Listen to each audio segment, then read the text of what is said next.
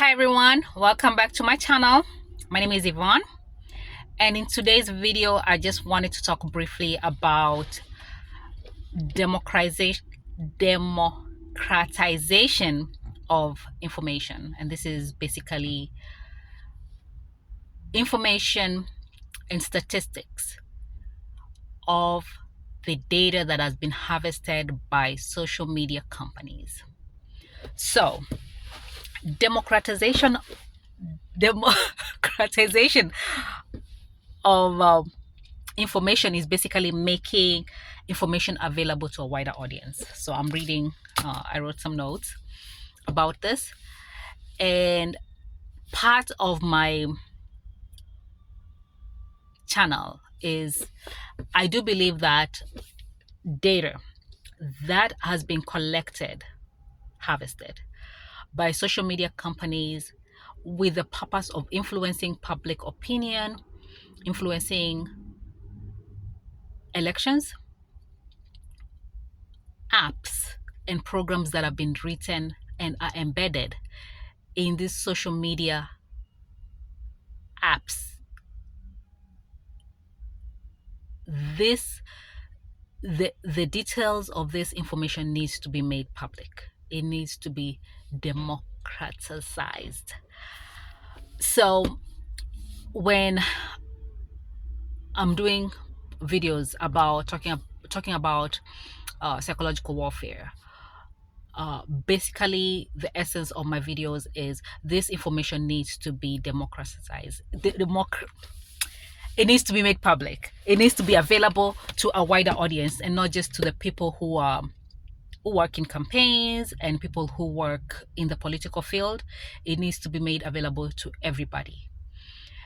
And people need to know that this information is available for them to go and look. The reason for this, of course, is several things.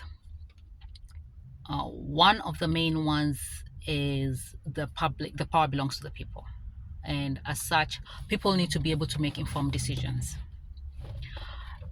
And these social media apps are collecting data on a regular basis. And when they use that data, when you have the owners of these social media apps participating in the political process, the information that they have needs to be available to everybody so that people can make informed decisions.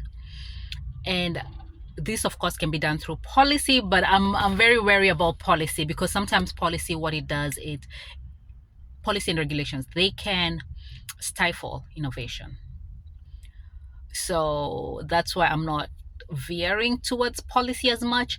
But of course, there needs to be policy that facilitates the availability of this information to a wider audience. That's one thing. And the second thing, when it comes to the data that has been harvested from social media apps, there is an aspect of artificial, because it's artificial intelligence. There's an aspect of it that is artificial. Some of it could be manufactured, could be exaggerated to sensationalize the whole thing. It could be manipulated by bots and just people who just want to create a certain impression. And of course, the whole purpose of this is to influence the public opinion. So politics is local. And a lot of times when you're on social media, you may think some of the things apply to you and they really don't apply to you locally. Let me give you an example. I went to church on Sunday, this 2 days ago, this past Sunday, and I haven't been to church for a while, maybe 2-3 months. Not 2-3 months. I've been to a different church, not to that church that I went to, that I normally go to. I've been to a different church, but to that church that I normally go to, I just went there recently, and prior to that, I'd been there like 3 months ago. And I don't go to church every Sunday. I just go, it depends. It depends on how the Sunday feels for me when I wake up. So they have they're installing metal detectors at the entrance of the church. So this is the church I go to. It's a mega church, and there was a shooting incident that took place earlier this year, and I guess this is my assumption based on the current political situation in the country, among other things. Especially, I do believe that particular shooting incidents played a very big role in the church deciding to put metal detectors at the entrances of the church. They are doing a trial. They're not completely installed. They are like outside of the door. They're not all the way, built into the door yet. So basically, it's like going through an airport. And when you watch the church that I go to, they have online service. When you watch online service from home, you would not know this. You'll only know this if you go there physically.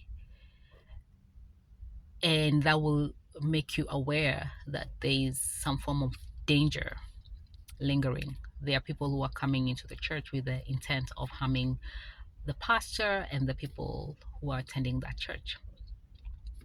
So I'm giving this example to say politics is local. So for somebody like me who goes to that church, the way when now I watch videos from the church, of course I'm viewing it differently because I go there and I understand. When I see it's few people in the audience, I understand what is going on. There's a security issue going on. But for somebody who's not familiar or who hasn't attended the church and is just watching the church, the services online, they are not aware of the danger that the pastor and the people who are attending are having to deal with by just being there. So politics is local. Politics is local, and that's where this information needs to be made available so people can know this does not affect me. This information does not affect me. Where I live, we don't have this. Where I live, we don't have this other issue. Where I live, we don't have, one, two, three things that they're saying on social media. So to avoid generalization of of opinions, I do believe it's necessary for social media apps to make public the information that is harvested and what companies are harvesting this information from the apps. So that's all for today, and I hope you have a good week and Merry Christmas, Happy Holidays, guys.